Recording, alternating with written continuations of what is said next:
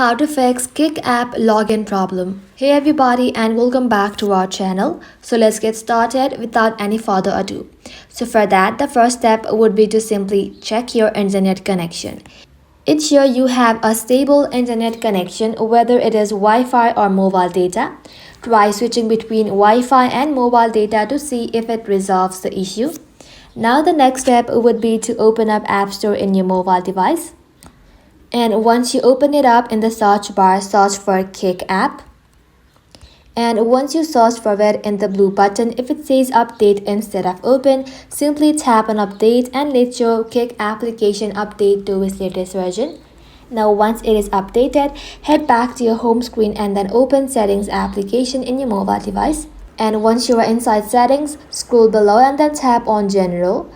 From here, tap on iPhone storage. Now inside iPhone storage, search for Kick application and then tap onto it. Now once you are in this section, tap on upload app and then tap on upload app again. This will help you to free up the storage used by Kick app and will also help you to clear the cache. Now once it is uploaded, make sure to reinstall the application again. Now the next step would be to check your login credential. Double check your username, your email and your password. Use the forgot password option if you suspect incorrect credentials.